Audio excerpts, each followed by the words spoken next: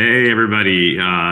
Welcome to our webinar today, where we're going to be talking about some of the new features and capabilities that we've released in the app platform since our launch in the fall. So we're really excited for you to join us today. And hopefully, if you have any interesting questions, feel free to drop them in the comments, and we'll get to some Q&A later in the presentation. But I am Phil Doherty, so I'm a senior product manager here at DigitalOcean, focused on the app platform. And I'm based out in Pittsburgh, Pennsylvania. And we're also interested to hear where you're from. So definitely leave a comment letting us know where you're tuned in from. And I'll pass it over to Moises. Thank you, Phil. My name is Moises Esquinasi, and I'm also a product manager on the app platform team. Currently in Miami, Florida. So let us know in the chat where you are located. Today, we're going to talk about what is a platform, just as an overview for those who are not familiar with it. We're going to go over what new features have we launched since over the past few months. We're going to demo those features. We're going to talk briefly about what's coming soon, and then we're going to address the questions you leave us in the comments. So what is a platform? A platform democratizes the cloud, makes cloud easier and more accessible to everyone. A platform is a PaaS, which means platforms as a service. It is a fully managed solution that lets you build apps and not worry about the infrastructure in which they run. It makes it a lot simpler, faster to build, deploy, and scale apps. What are these apps? These apps are made out of components, not infrastructure. The components can be static sites, services, background workers, jobs, and managed databases. You link your GitHub account, or as you'll see, other Git repos, and then we detect what they're built from, and we deploy them so that they're available in production, and your workflow is managed entirely through the app platform. Right. It's just to point out there too. So like we do support cloud native build packs, but we also support building from Dockerfile as well. So we'll be able to detect that in your repo and build appropriately. It's available via the web UI, the command line, and our API. Our documentation goes deeply into how to define an app manually if you want to manage your application through code and not just over the interface. Right, and the UI really is just like an implementation of our application spec, which is what you'd use if you were going to deploy from the CLI or via the API. So what can you build using a platform? You can build websites, web apps, static sites, and obviously services and APIs to power mobile applications or single-page applications. Yeah, it's pretty cool the way that our platform is kind of set up in that you can get started with one or two of these components, and as your needs change and your application grows, you can layer on additional components and be able to manage them alongside the others without having to make any significant drastic changes. So what's new since launch? First, very important one, we have additional region availability. We originally launched in NYC3, Frankfurt, and Amsterdam, and now we also have support for our platform in SFO3, Bangalore, and Singapore. Yep, and we do plan to expand further going forward, but we're really excited about getting these three new additional regions online. We launched a deploy to DO button that lets you add a button like the one you see here onto your repo or website, and it will, based on the configuration of the project in that repo, will let you deploy or let users deploy your project automatically to a platform. And it allows you to pre-configure what environment variables you require or what dynamic services, what are the components of that application, so that the user of your project doesn't need to do them if they are not familiar with it. And like, what's the main benefit, Moises, you feel of the deploy to DigitalOcean button for someone that has like an open source project? Yeah, let's say that you are building a framework or a tool that users can deploy to the cloud. You maybe want to write tutorials about how to deploy it, but if you have a button, it allows them to quickly test the product before you're adapting it to your, including it in your final product. So let's say you're using a framework. This allows you to test the framework on a platform without having to completely adopt it from the beginning. What other uses do you see, Phil?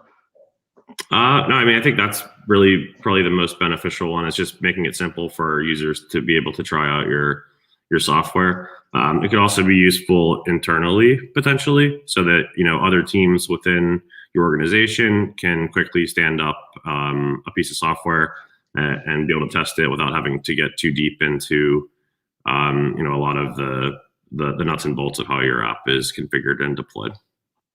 Right. Newly launched also are additional source code and container integrations. So now you can also deploy GitLab directly from your GitLab public GitLab Cloud account or your private GitLab Cloud account. And you can also deploy directly from our container registry. So if you already have a CI/CD pipeline, you can push your built Docker images to our container registry, and then you can deploy directly from container registry. Definitely. And that's a helpful one too, because, you know, our build system is great, but there have been cases where a user has a certain software suite they're using, and the builds are just huge or take really, really long, and it's just not optimal to have them running through like our build pack system. But this allows you to build, you know, locally in your laptop or your workstation, or using a different third-party tool, and still be able to really easily get your app deployed to app platform, which has been really helpful. Yeah. And with GitLab and GitHub, I'll show in some of the demo that we do, you can set up deploy on push for those. So as new source code gets pushed up to your repos, it'll automatically rebuild and deploy it. That doesn't currently work today for DOCR, but it's something that will be coming in the future.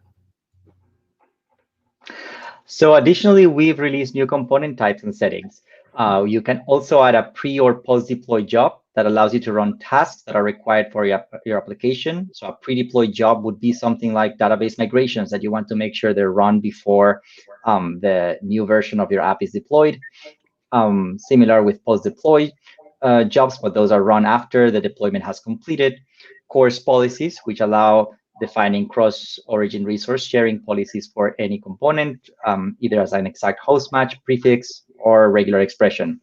And app-level environment variables. So if you share environment variables across multiple components, you can define them at the app level, and they are available in each one of the components in your app. Yep. And with that, let's jump into doing some demo here. So I have a huge monitor, and we discovered while we were getting things set up that I have to have stuff blown up pretty big for everyone to be able to see. So hopefully this is big enough and everyone can kind of see what's going on. If not, let me know in the comments and I can try to adjust it a little bit further. So here we're logged into DigitalOcean. We're in cloud. At the top, we have kind of the switcher between the traditional kind of products that we've offered at DO. But then we also have apps now, and that's where all of the app platform specific functionality is located. So here I can see that I have a list of all of the various apps that I've deployed. Lots of them are just samples and things I've been messing with. But we can see kind of when they were deployed, what plan they're on, and the URL to be able to reach them. So for this, I want to walk through this RSS reader example in a moment. But before I do that, I just want to show kind of like the create app flow. And this is where you're able to kind of select the source from where we're going to pull your code from. So we mentioned GitHub and GitLab. And we also have the ability to deploy from the container registry. I did see in the comments someone asking about GitLab self-hosted. This is only GitLab Cloud for now, so not the self-hosted GitLab. That said, we do have Bitbucket as well as a generic kind of Git source provider on our roadmap. So those will be coming down the line. Definitely know that it's something that users have been interested in. So let's go ahead and we'll see what I have in GitLab here. Okay, so I have a sample node app in my GitLab account.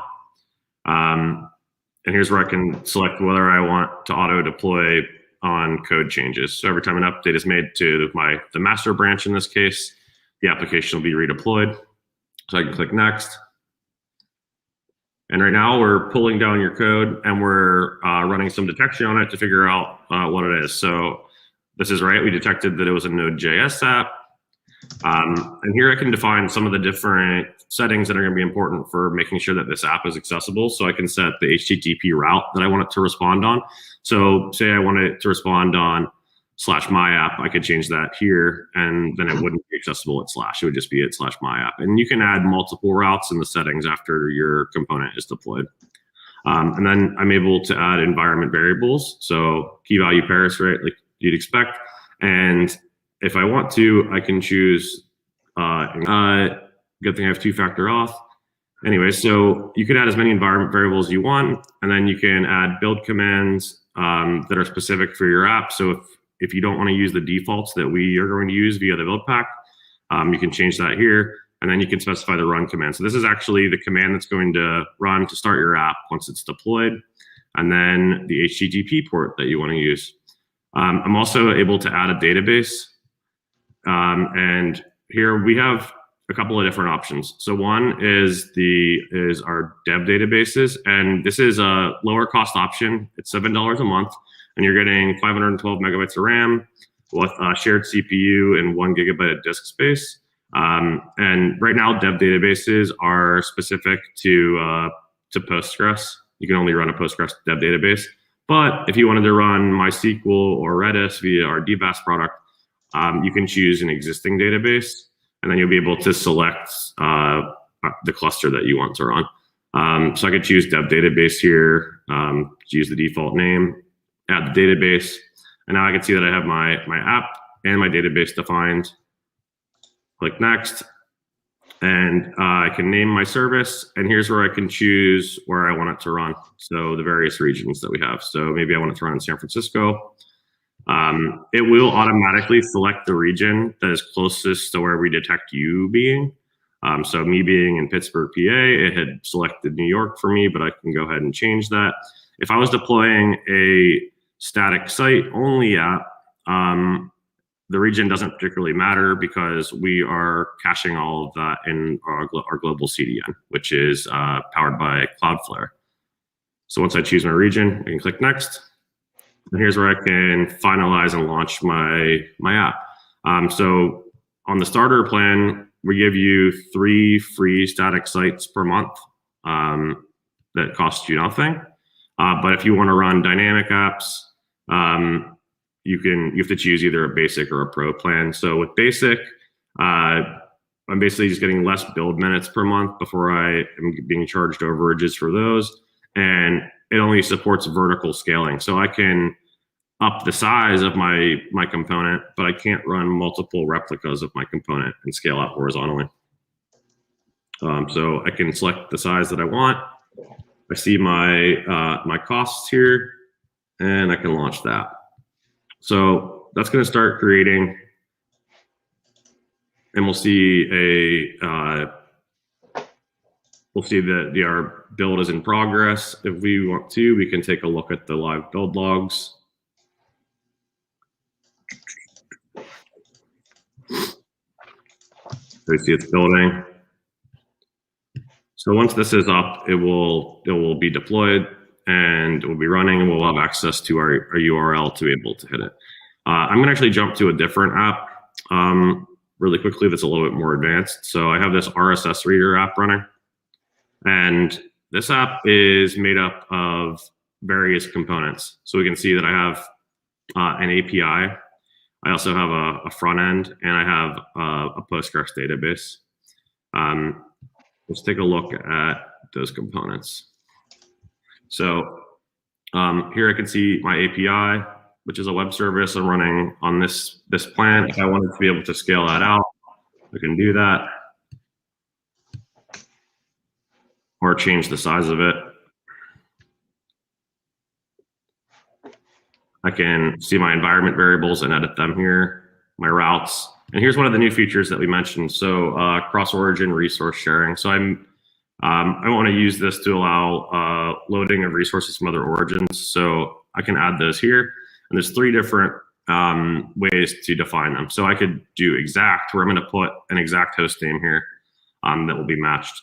Or I can put a prefix, which is basically a part of a host name. Or I can use a regular expression, and it's this RE2 style syntax. So we have a link here to some more information that explains the proper syntax for that. This is really handy to be able to quickly add through the UI here. I could also define my health checks. So by default, we have TCP health checks enabled. So those are basically just checking the port, making sure that it's responding, and that a connection can be made. But you can also add a HTTP health check, which allows me to define a path here. And basically it's a more advanced check to make sure that your application instances are healthy. So we definitely recommend defining an HTTP health check if it makes sense for your app. Here's the build and run commands I talked about while we were creating, and then I can destroy. So let's take a look at one of the other components now, the front end. So I have my front end, and so this is actually a static site. Here's the repo it's coming from. My route for this is / because this is what my users are actually going to hit.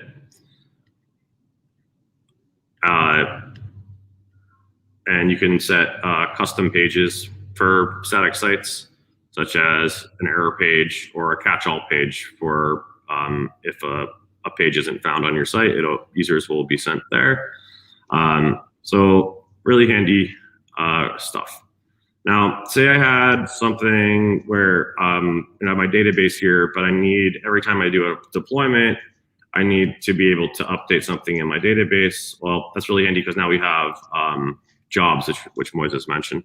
So adding a job is much the same as adding any other type of workload.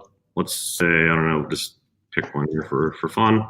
And now when I configure my job, I'm able to select when it runs. So I can have it do after every successful deployment. So that would be a post-deploy job. I can also have it happen before every deployment. So it depends on your use case, but I can also have something run if my deployment fails. So there's a bunch of different options that you have in terms of when you want your job to execute. And so I have some environment variables defined here. This is something interesting to point out. So where did this come from? Well, when you create a database on the app platform, we automatically generate this database URL and a handful of other magical, if you might want to say, environment variables that allow you to reference the database URL or connection string without having to go and dig it up by looking at the database and figuring out what all of the different parameters are. We just set this for you. And if the database URL was to change, this gets automatically updated. So it's hands off. You don't have to worry about it. It's just kind of like an easy way to link your various components together and with your database. And so we add this to every other component automatically. Cool. So I can define my name for my job. This one obviously isn't going to do anything because I'm just showing you how to get one set up. But since my app's already on the Pro plan, my job, every component has to be on the Pro plan. But I can see that for this case, since a job is something that's only going to run like occasionally, like it's going to happen either before or after a build, or sorry, before or after a deployment, or if like a deployment failed, we're only kind of concerned about the hourly cost here, and we can see that my cost here is set just in cents per hour, and the additional monthly cost. This is basically just pointing out, like, if your job for some reason ran for the entire month, that's like the maximum that could possibly cost. So I can launch my job.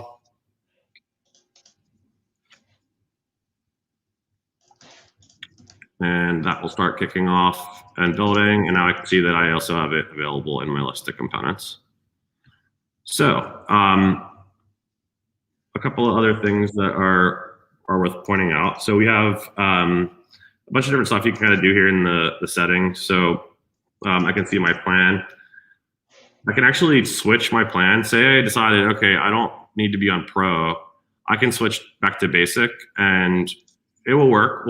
We'll basically scale your app down to one instance of each component running, and basically the next closest size that we have available on the Basic plan.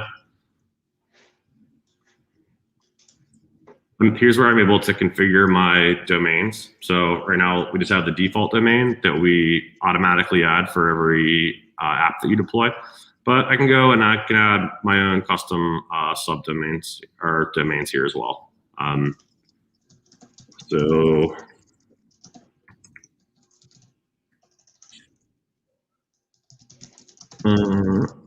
Okay, so I can choose like how I want to add this. So the easy way, we manage your domain. All you need to do is switch your name servers to us, and we handle setting everything up and pointing it to the right place and all of that fun stuff. Or you can manage it yourself, and we kind of explain how to add the CNAME alias so that it will work properly. I'll let DigitalOcean manage it and add it. And that propagation can take a little bit of time, up to 72 hours, but that's pretty much all there is to it when it comes to adding a domain. And then another thing that Moises pointed out was app level environment variables. So these are really handy. I'm not going to put my, I'm not going to click encrypt again, I'll say that. But what's different about these versus adding an environment variable on the component level is that when I add them here, they're available to all of my other components. And I can just manage them in one place. So it was becoming frustrating for people, and we kind of had a feeling this would be the case, that if you're managing the same envars across multiple different components, if you ever want to update them, you're having to like duplicate work and edit them in various places, and it could be confusing. So if that's the case, we definitely recommend checking out app level environment variables, which will allow you to kind of manage them in one place for your app.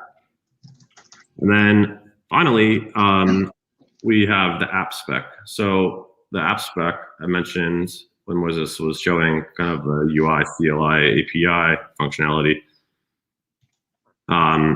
This is how an app is defined in App Platform. So this is a YAML spec that is more or less defining everything that we're looking at in the user interface right now. So I can download this and edit it by hand or edit it on my computer and use the API or the CLI to be able to deploy changes. I can also take this and I may want to copy it and deploy a second copy of this app after I went through the trouble of getting all of this stuff set up and configured properly. Maybe I want like another environment per se or something that is kind of similar but has some slight differences. I can just download this, edit it, and then use the API to be able to redeploy it. So I actually did download one of these specs. So the original one was at spec.yaml. So I copied this one. And so I can see the name of it is RSS Reader, but maybe I want to go like RSS Reader 1 or 2. Everything else looks probably pretty good. I'm defining my dev database. I'm defining my static site here. I got my static site. I have my dev database, and I have my API. I'm defining how many I want to run and what size. The HTTP path here, the route, where to grab all this stuff from. My run command. So this is all stuff that was kind of set up automatically for you because of the cloud native build packs and our build system. But here I'm able to look at kind of the full kind of setup of what we have, and I can really easily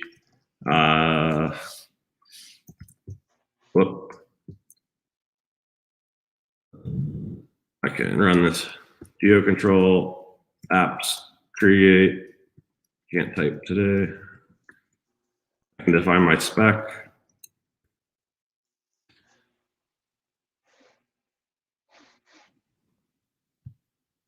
And it's kind of hard to see because of how this font is, but my RSS reader 2 was created, and I can see the timestamp for when it was created. So now if I go back to my list of apps,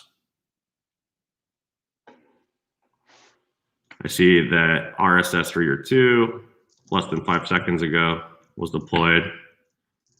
And all of my components are going to be built and redeployed. And so I was able to really quickly clone my setup into another copy of my app, another version. And this is great too, because what if I wanted to go and change just the region where I was deployed really easily, or I wanted to have it spanning multiple regions or something. So it just like opens up a bunch of possibilities for making, basically not duplicating the work of going back to the UI and recreating everything when you need to. So we really like that, and definitely are exploring some other ways that we can make it easier for users to interact with the app spec and just make it simpler to make various changes in your app. And the spec really is the place where, like, we don't have every single thing you can do in the spec defined in the UI. Like, you can't do literally everything. We tried to, the most important things you definitely can, but excuse me, if you run into a case where you're like wondering how to do something, there might be a chance that we've already implemented it in the spec, but we haven't yet implemented it in the UI. So yeah, I think that is pretty much it for what I wanted to show today. I'm actually going to switch back to the slides, and Moises is going to walk us through a bit of what we're working on coming soon. Great. So what are we planning to launch in the near term? Well, the first things that will come out will be uptime and response time monitoring, along with alert policies, logging and deployment history, UI improvements, and deploy from Docker Hub. Yeah, one interesting things to mention there are that, so the alert policies will allow you to alert on basically any of the metrics that are available in the Insights tab. And then deploy from Docker Hub actually is just public Docker Hub. So there won't be an auth component with it yet. And it's actually already live in the spec. We just haven't released the UI for it, so. Following that will be scheduled cron jobs and trusted sources security integration with DBaaS. And in our third quarter, auto scaling and more customization options for build packs. Yeah, so we definitely want to add auto scaling. Obviously, is one that is, well, let me step back even more than that. So trusted sources we know is a pain point right now, since App Platform doesn't integrate with our VPC. And there's no really like great way outside of password security to secure your databases right now with that platform. So that is one that we are really focused on solving. Auto scaling is, I think an obvious one, and one that people have been asking for a lot. And then when it comes to the customizations for build packs, that's kind of like letting you specify your own build pack, or letting you choose kind of the order in which build packs are applied. So giving more granular control over how your app is built on the app platform. And then I've been looking at the questions that people have been asking. So Phil, I will give you some of the questions we'll try to answer together. Okay. Question from Santosh Chakrabarti. How can we maintain different environments? Sure. Yeah, so right now, like I mentioned, right now there really is no like concept of like environments with your app. I think you're meaning like, how do I have my QA environment, my staging environment, UAT, et cetera. We don't have that built into that platform. I think doing something like what I just showed, so kind of having like multiple copies of the app, is the best solution. So you could have one called, like RSS reader production, RSS reader staging, and just set those up to look at different branches potentially within your repo. And as you merge into like your staging branch, it could deploy to the staging environment. Thank you, Phil. Mohammed Idrisi asks, is there a date when you will support managed MongoDB databases? That I don't know. Definitely something that we would love to support, but don't really have any news on that front at this time. And are self-hosted GitLab repos supported as well? Yeah, I mentioned that one. If not today. What we are planning to do, so we are adding Bitbucket support as like a native integration, similarly to how we added GitHub and GitLab Cloud.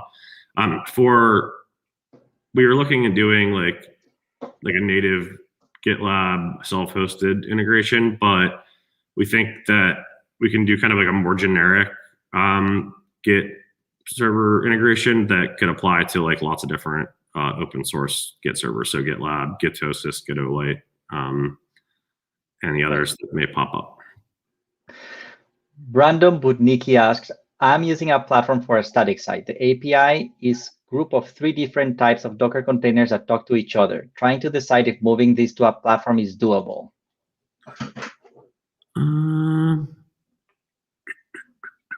Static site, 3 different types of. Yeah, it's definitely doable for sure.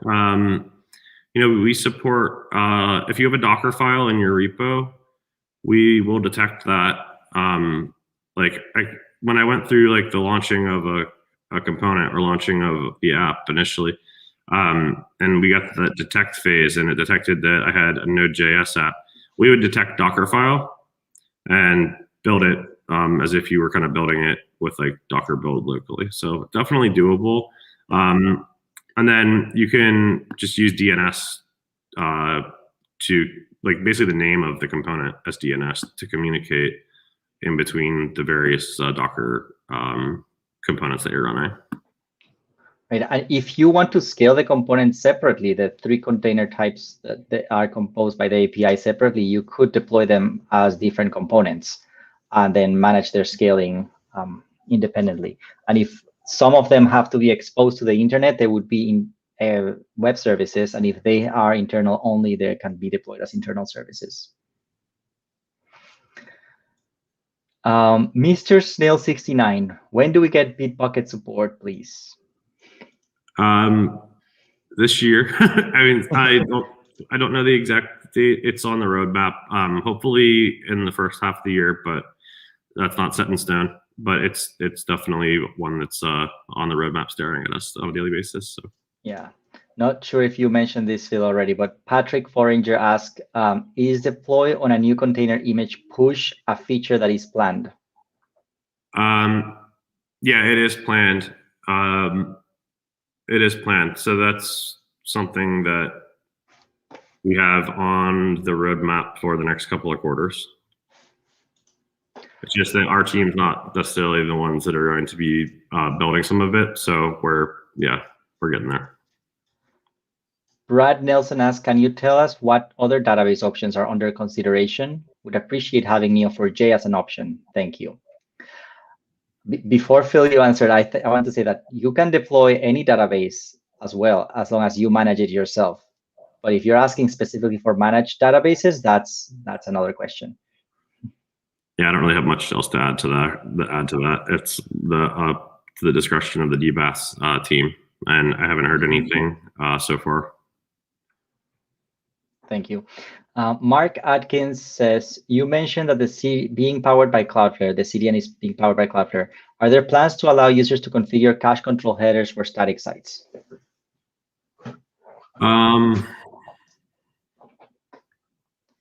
You can define your cache control headers today on a web service when you control the response, but I'm not on static sites right now. Yeah, I don't. Yes. We'll note it as another feature request and prioritize it. Sasi Darhan asks, can we use firewalls? Not today, no. Unfortunately, I mean, so right now,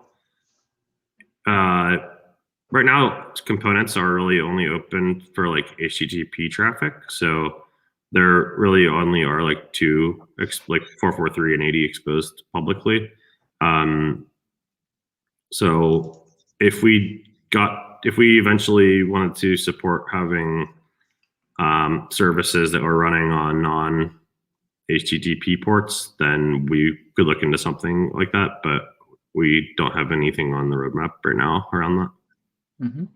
There were a few questions about adding multiple domain support that lets you route subdomains to specific components. And we've wrote that down as a feature request because we don't support it today.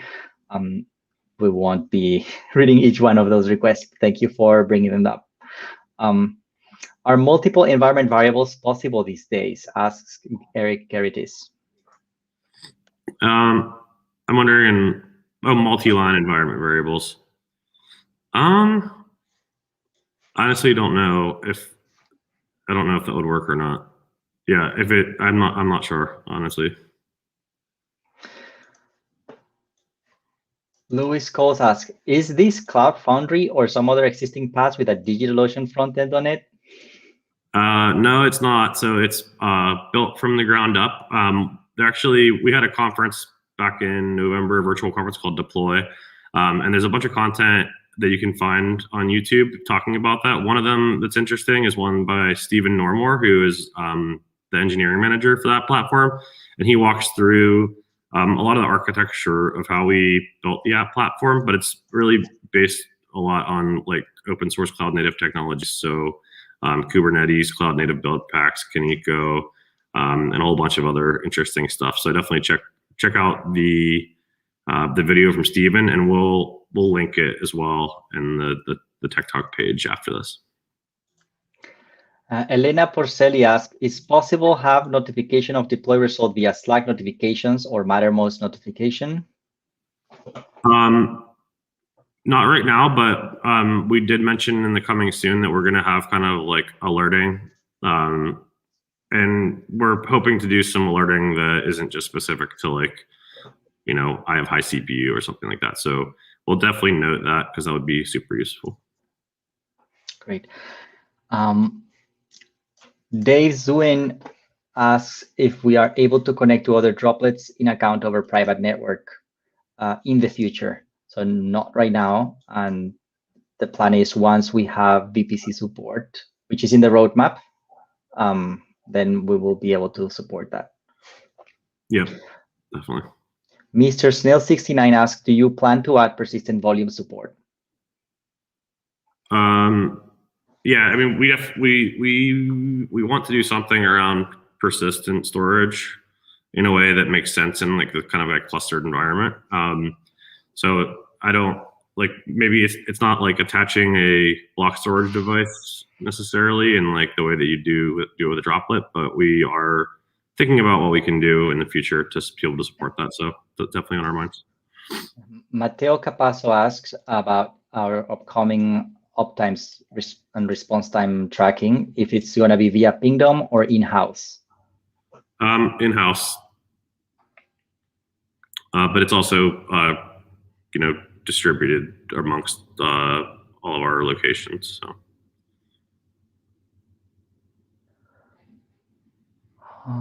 Okay. Steven Sosa asked if we can config bulk environment variables instead of one by one.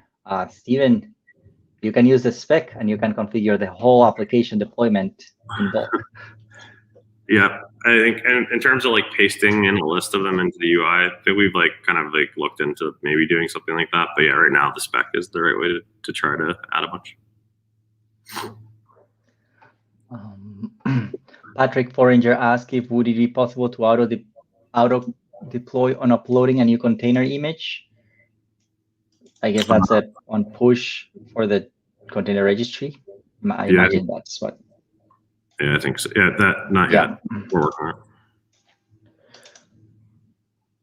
on it. Ritz Creations asks, can you please share how to connect with Managed MySQL database with Node.js? Sure. So if you add a database component to your app, You can choose either dev database or existing database.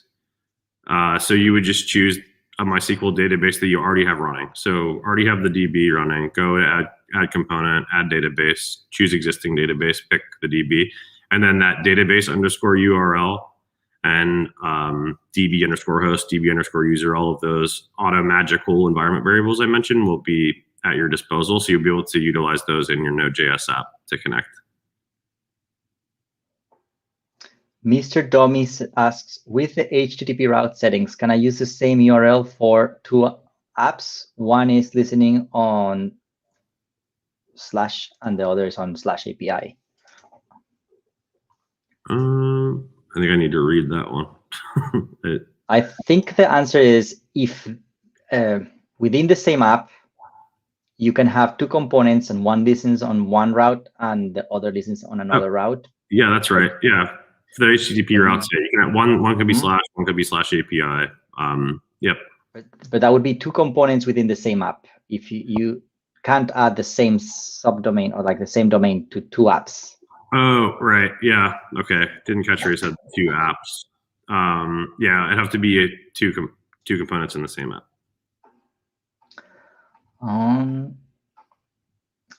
Louis Cowles asks if it doesn't support non-HTTP traffic. Does that mean all service bus would need to be HTTPS based? Yeah, we basically force HTTPS on everything, and you get a Let's Encrypt automatically set up for you. So you can still send traffic at port 80, but it's going to get redirected to HTTPS. Mr. Domi asks, is there an option to invalidate the CDN cache for a static website via API?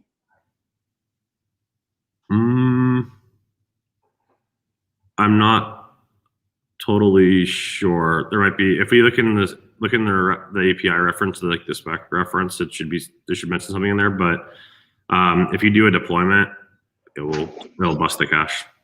So you could, I mean, it's not ideal, but like even like an empty commit or something would bust the cache.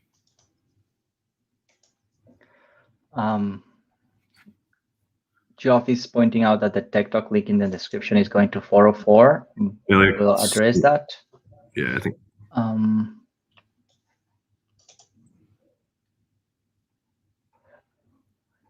I think those are the questions so far. I mean, when will Composer 2 be supported for PHP components? That is a good question. I'll check in with the folks working on the build system and see if we can dig up an answer on that. I'm not totally sure about the inner workings of the PHP build pack at the moment, unfortunately. Let's see, Norbert Ossi Atekame asks, while running a Next.js project on App Platform, will the Internet API routes run as serverless functions on DigitalOcean App Platform?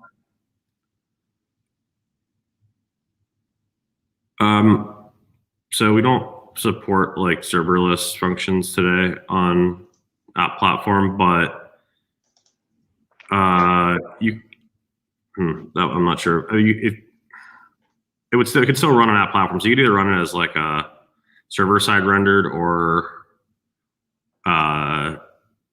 choose to deploy it as like a static site. There's an option it'll ask you when you're deploying the Next.js app, but unfortunately, I don't know much else than that. There's one I want to pick out too, because someone from LinkedIn thought we were only not seeing comments from LinkedIn. They asked, what's the roadmap for third-party monitoring, like Datadog? And we do have some plans to be able to support third-party monitoring. I don't know when Datadog specifically would be able to land, but the way that we're approaching the solution should hopefully make it so that we can support lots and lots of different third-party monitoring solutions. And right now, the only answer is you need to kind of bundle. You need to use Docker file-based deployments, or you need to use the container registry, and you need to have Datadog embedded into your container image. So you can make it work today, but as for like a low-touch, just works out of the box type of thing, it's something that we're thinking about, and we just want to make sure that we design the feature in the way that will allow us to yeah, exactly, be agnostic of which platforms we support, or at least be able to support a large majority of them. So.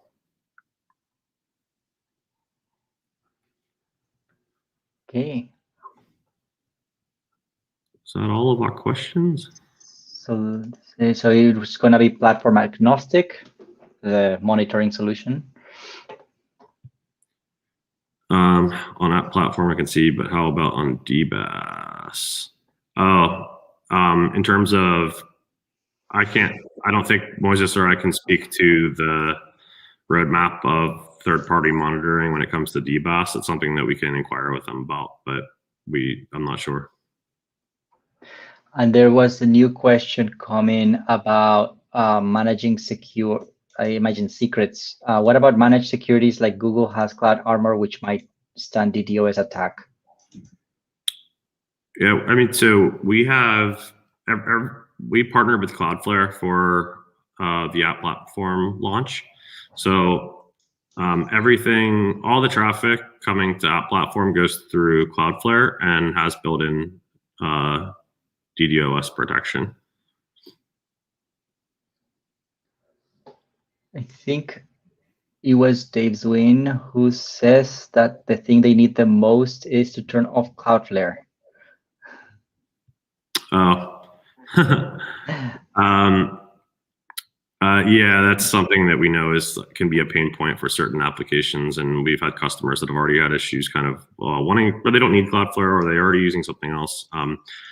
We are, I mean, just to be completely transparent, we built everything around Cloudflare, so we're going to require a different type of routing solution that is going to work in all the different regions that we have and trust to scale. So it's on the roadmap. It's something that we're going to be having to work with other teams within DO on, but there's already some research happening on that front. So we haven't forgotten about your use case, and once we have some more information, we'll definitely be able to share more.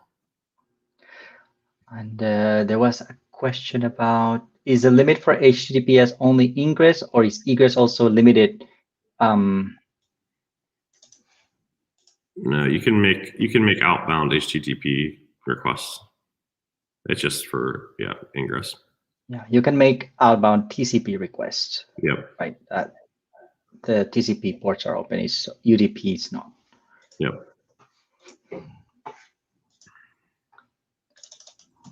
How much upload and download request payloads can stand? Like GCP Cloud Run and Cloud Function have limited request capacity. I don't know if I can quote like an exact number right now for you, but we're not limiting the number of requests that you can handle. What it's going to come down to is whether or not you have enough instances of your component running to be able to handle the traffic. Question by Norbert says, if we deploy an Next.js project on DigitalOcean App Platform, having the whole DB set up internally, is there an interface similar to PHPMyAdmin to monitor the app's database?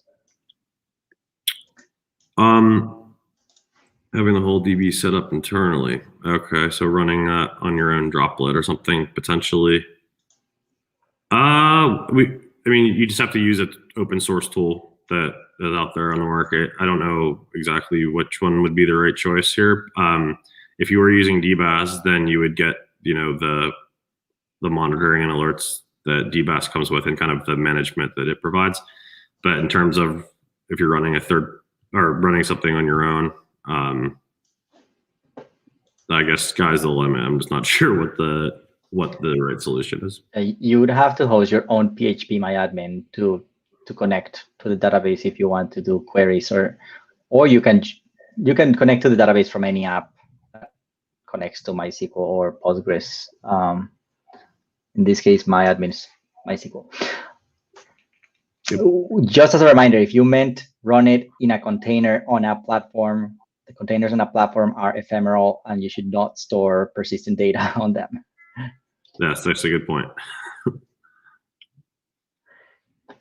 And the last question is, can we fix the IP for the web application?